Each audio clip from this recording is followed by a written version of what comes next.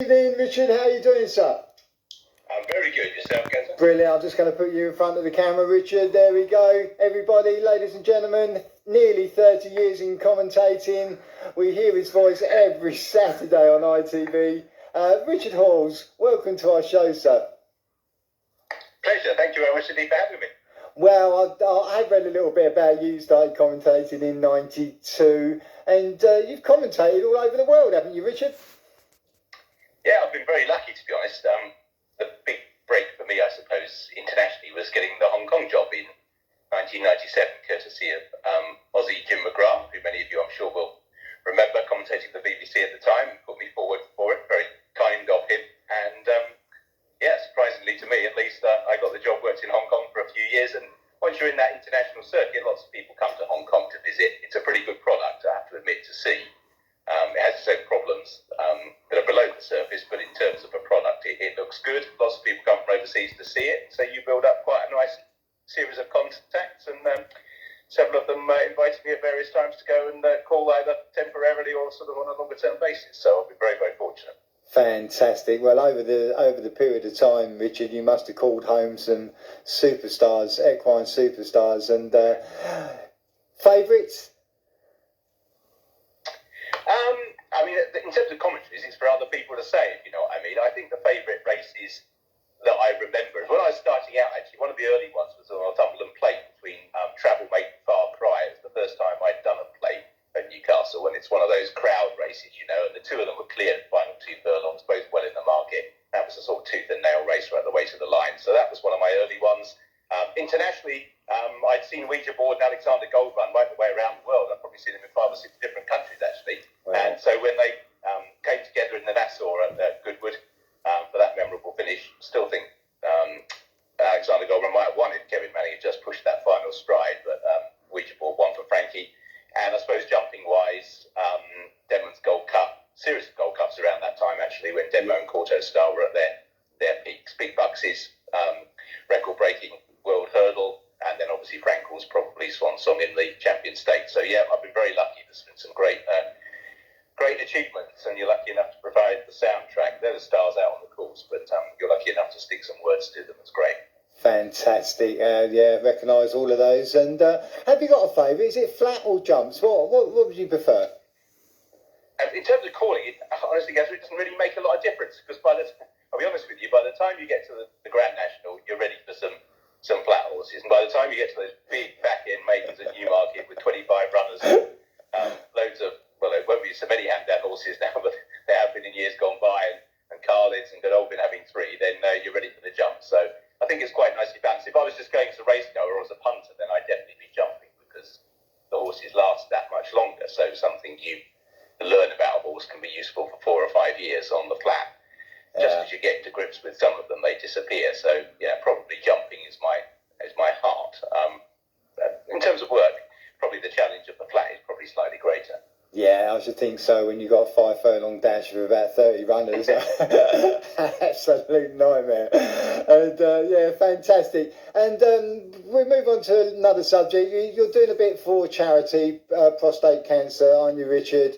How's it going? Not too bad, actually. So it's 11,000 steps a month. A day for the month. I could do 11,000 a month. And it was just to coincide with me wanting to get a little bit fitter, to be honest. And I stumbled across it. Back in the past, Jeff Stelling, who's very much championed that cause, those of you that watch, Sky Sports on a Saturday, will know prostate cancer is something that they refer to regularly as a charity to support. And I worked with Jeff at the Racing Channel back in the mid-90s. So this seemed like something achievable. Get me out of that car, and I do walk tracks anyway, so I've done my 11,000 by midday today, and I'm up to 17.5 today, so that's not bad. I can't say I'm losing a lot of weight, because it just encourages me to eat more, but it's for a very worthy cause. So yeah, if you fancy donating, you can find all the details on Twitter, but as I say, it's not specifically related to the cause, worthy though it is. It's just a way of getting me a little bit fitter and hopefully raising a little bit of money in the process. Brilliant, well done you. As you know, these race nights also help Bob Champion's Cancer Trust, which look into prostate cancer, and they've done a fantastic job in diagnosing it and everything else. And next year, I don't know if you know, but I'm doing a racecourse tour 2022 I'm visiting 41 race courses, and hopefully you'll be at one or two of them, and we'll get to meet. Absolutely, excellent. Well, is that just visiting, or can I persuade you to walk the track at one of them? Well, the idea is for me to walk the track at all of them. Brilliant. Well, that's excellent, because it's one of the most underestimated pastimes, to be honest. There's loads of few jockeys do it and what have you, but very few do. Yeah. People ask me why, I'll walk Newbury today and I'll walk it tomorrow. And people say, well, what's the difference? Well, that's your back. To be honest, they move a bit around here, they move a bit around there, you have a bit of rain, or it's a bit dry. It's great. It really helps me. It just helps put my mind in the right place before we start. So, recommended. I think you'll really, really enjoy it. I think the variety of British racecourses is what sets us apart. I mean, you mentioned I've worked overseas. Well, it was great. But, Hong Kong had 2 tracks, Sharjah and Happy Valley. Dubai had 1 track. America, if you call it a track, you call there for a long period of time. So it's great that I can be at Newbury one day, I'm at Plumpton on Sunday, I've got Newcastle, Sedgefield and Catterick before the end of the month. That's one of the great joys of racing in this country. And I suppose riding in this country as well, if you're a jockey, you can go from big to small, north to south within the space of a few days. So good luck, 41 out of 59, that's good. That's going to be pretty good. It's going to be next year. It's going to be pretty tough. The race course has been a fantastic. I'm starting off in Ascot, and my last one's going to be at Aintree on Beaches Chase Day in December. So yeah, I'm looking forward to it and hoping to meet a lot of people we've interviewed on the show. So where are you tomorrow then, Richard? Back at Newbury, which is great for me because that's my local. So rather unusually, I'm a racecourse commentator, and ITV are there, but not with me. Mark's doing it because originally we were due to be at Ayr, but COVID still means that we're not able to get to Scotland as a main site just yet. And so ITV are working from Newbury, and we'll be taking the racecourse commentary from Ayr Gold Cup. Wish Alan Howes all the best. No, if you get the Gold Cup, you get the Silver Cup as well, just for good measure. That's harder than the Gold Cup. So that is one of the really hard days. So I'm not missing that too much, if I'm brutally honest. I've done plenty of them, but they are pretty scary. It's not the highest commentary box in the world at Ayr. So good luck to Alan tomorrow. I've got a cushy day at Newbury in comparison. Fantastic. When you go through the runners and work out all the colours, do you look for form, and did you have pick 1 or 2 out for yourself? Not so much when I'm calling. I still enjoy a day at the races, and I still will have a bet every now and again.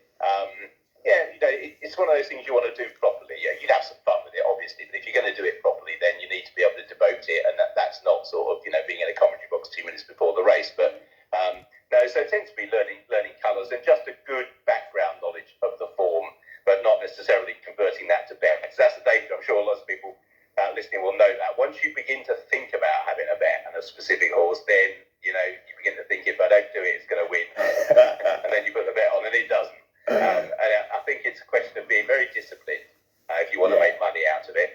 By all means, lots of enjoyment, that's what's fundamental to it. But if you want to make money out of it, you have to be pretty disciplined, and standing in a commentary box isn't the best place to do that from. No, it'd be hard. Be quite embarrassing if you had one and you showed it. Well, people are lousy judges. I get loads of messages, or abuse on social media saying, "Look, you clearly backed this," and well, no, I clearly didn't. It's just I've loved this sport since I was a kid. I've been really, really lucky because I didn't have an obvious way into it, and managed to stumble across something that I could do with no experience whatsoever. So full marks to those who took a chance on me all that time ago. I hope down the years I've repaid them, but it was a big step for them. And I love the sport, and I'm like a puppy on speed at times in terms of trying to convey your enthusiasm for it, which can be a bit nauseating, but it's a sport I love, and I'm very, very fortunate to have got the chance to do it. Brilliant. Yeah, me and Bob Champion joins us every Friday night, and we always pick four horses out each, and we've got one the same, and it runs at Newbury tomorrow, so you can think of us when you're calling home Hurricane Ivor in the 215. Now, interestingly enough, I do have a vague interest in Hurricane Ivor, because he was an eye catcher of mine on the Sunday show. We had to produce 3 eye catchers, and we actually mentioned both this race and the Portland. Obviously, he won the Portland, and he's come here. It's quite a softish group. It's going to go pretty fast, I think, in that, and that should suit him, to be honest. So, good luck. Normally, if myself and Rishi, or myself and Ollie, or myself and Ed both tip something, then or particularly Luke joins in, then I'm afraid that's curtain. So hopefully you two combine a bit better than our team tend to. Brilliant. Well, it's an absolute pleasure. We've had yourself, we've had Luke Harvey, we've had Alice Blunkett on, and Rashid came on last week. We've even had AP McCoy on and Bruff Scott. So we're not doing too bad. We just want... No, Truff's great. He's Fantastic. He is the top of the pile as far as I'm concerned. So. Yeah, we just want an Ollie Bell or Ed Chamberlain to pop on now. So put the word out and tell them. I'll try and twist Ed's arm. He owes me one, or I know where enough bodies are buried for Ed. Fantastic, Richard. Thank you so much for your time, mate. It's been an absolute pleasure. And like I say, I hope I'll meet up with you one day on my tour next year. And you can join me. Yeah, please make sure you do. Let us know your itinerary, and best of luck with Hurricane Ivor amongst your four tomorrow.